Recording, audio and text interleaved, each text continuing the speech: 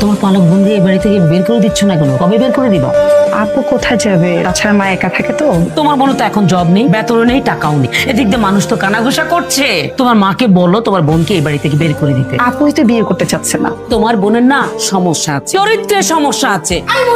আরে তোর সামনে বসে তোর শাশুড়ি আমাকে নিয়ে যা ইচ্ছা তাই বলতেছে, তুই কিছু বলতেছিস না? আমি কি তোর বোন না রে? পালক বোন কখনো আপন বোন হয় না। আপনি একদম চুপ থাকেন। জানেন আপনি আমার সম্পর্কে আমি কি আপনি জানেন? আমি এই বাড়ির বড় মেয়ে, আমি ওর আপন বড় আপা। আপু প্লিজ তুমি চুপ করবা। কেন চুপ করবা? আমি কি মিথ্যা কথা বলছি রে? আপনি যে এত কথা বলেন, আমি যদি বিয়ে করতাম তাহলে এই যে আপনার ছেলের বউ আজকে গ্রাজুয়েট হইতো না। আজকে যদি আমি বিয়ে করতাম আমার বোনের জন্য আপনি আপনার সরকারি ছেলেকে নিয়ে আসতেন না। আপনি আমার সম্পর্কে উল্টাপাল্টা কথা বলেন, আপনার এত বড় সাহস।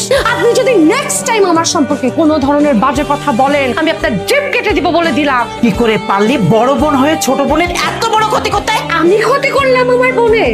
যেই বোনের বিয়ের জন্য আমি এত কিছু করলাম, আমি ক্ষতি করলাম? তুমি কি পাগল হয়ে গেছো? ছোট বোনের বিয়ে হয়েছে, এটা সহ্য হচ্ছে না। হ্যাঁ কেন রে? চলে হিংসা হয়? কারণ আমি তো তোমাদের কাছে টাকার মেশিন। আমার বিয়ে হয়ে গেলে তো তোমাদের টাকা শেষ।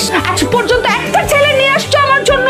আমি যদি আজকে বিয়ে করতাম না মা, তুমি আর তোমার ছোট মেয়ে রাস্তায় ভিক্ষা করে খেতা। আমার চাকরির পেনশনের টাকা দিয়ে তোমার ছোট মেয়ের বিয়ে দিচ্ছি। তুমি আমাকে বলো আমার হিংসা হয়? আমি আসলে বাড়ি ছেড়ে চলে যাচ্ছি। বাহ, সবাইকে তো বেশ খুশি দেখাচ্ছে। তুমি আজকে অফিস থেকে আসার সময় ভালো দেখে একটা বৃদ্ধাশ্রম দেখে আসবা।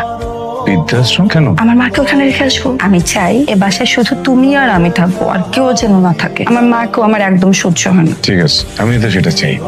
তোমার সাথে আমার কথা আছে। আমি জানি তুই কি বলবি। মা দেখ, আমার খুব জ্বর। এটা আমার বাড়ি, আমি এই বাড়ি ছেড়ে কোথায় যাবো বল? মা দেখো, আমি চাই তুমি যেন আমার সামনে না থাকো। এ বাসা এখন আমার, তুমি তোমার বড় মেয়ের কাছে যাও। আমার বড় মেয়েকে তো আমি এই বাড়ি থেকে বের করে দিয়েছি রে। এই আপনার কি লজ্জা শরম করে না? তাদের একটা পার্সোনালিটি আছে যেটা আপনার নেই।